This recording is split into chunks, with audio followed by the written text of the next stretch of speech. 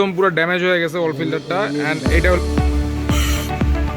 এই দেখেন একদম পুরো ময়লা যে তেলটা একদম কাদা কাদা হয়ে গেছে। এটা হচ্ছে জি করলা লিমিটেড এডিশন। এই গাড়িটার খুব প্রবলেম হচ্ছিল, ইঞ্জিনের কাঁপাকাঁপি করতেছিল, স্টল করতেছিল এবং অ্যাক্সেলারেটর দিলেও গাড়িটা আসলে ঠিক মতন যাচ্ছিল না। তো পরবর্তীতে আমরা যেটা দেখলাম, এই এসি ফিল্টারটা ঠিক মতন তেল সাপ্লাই করতেছে না।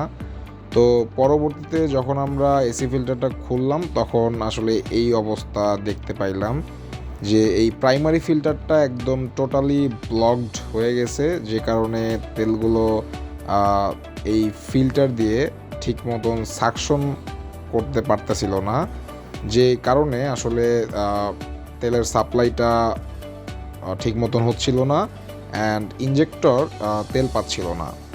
সো এই কারণে আসলে গাড়িটার এই ইঞ্জিন স্টল প্রবলেমটা হচ্ছিল। তো এখন আমরা এই ফিল্টারটা চেঞ্জ করব। এই ফিল্টারটা একটু দেখানোর ট্রাই করব আপনাদের।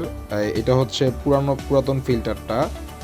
সো এই ফিল্টারটা একদমই ড্যামেজ হয়ে গেছে, একদমই নোংরা হয়ে গেছে এবং পাশাপাশি দেখেন নতুন ফিল্টারটা, এই নতুন ফিল্টারটা একদম ফ্রেশ, একদম হোয়াইট, ঝকঝকা ক্লিন। ফিল্টারটা আসলে নতুন অবস্থায় এরকমই থাকে। এটা হচ্ছে পুরান কেচিং, আর এই পাশেরটা হচ্ছে নতুন কেচিংটা। তো এই এটার মধ্যে যে ময়লাগুলো থাকে এগুলো আপনাদেরকে দেখাবো একটু। দেখেন এই ময়লা তেলগুলো, এই তেলের ময়লার কারণেই আসলে মেইনলি ফিল্টার জাম হয়ে যায়।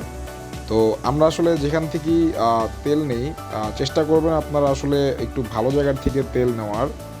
আর মেইনলি আসলে উচিত হলো যে প্রতি 40,000 কিলোমিটার পর পর, ঠিক যেরকম আমরা রেগুলার মেনটেন্যান্সের সময় প্রতি 3,000 কিলো বা 3 মাসের মধ্যে আমরা engine oil filter, air filter এগুলো চেঞ্জ করি, ঠিক সেইভাবেই আসলে এই ফুয়েল ফিল্টার যেটা, এটাও আসলে 40,000 কিলোমিটার পর পর চেঞ্জ করাটা উচিত। কিন্তু আমরা আসলে যেহেতু তেলে খুব একটা গাড়ি ড্রাইভ করি না, সেই কারণে আসলে আমাদের সবসময় এটা চেঞ্জ করা হয় না। বাট তারপরেও আসলে রিকমেন্ডেড পিরিয়ড পর পর গাড়ির রেগুলার মেনটেন্যান্স যদি করানো যায় তাহলে আসলে খুবই ভালো হয়। তো আপনারা আসলে যারা গাড়ির প্রতি সচেতন, চেষ্টা করবেন অলওয়েজ রেগুলার মেনটেন্যান্স ঠিকঠাক মতন করাতে। এতে করে আপনাদের লং রানে সাফার করতে হবে না।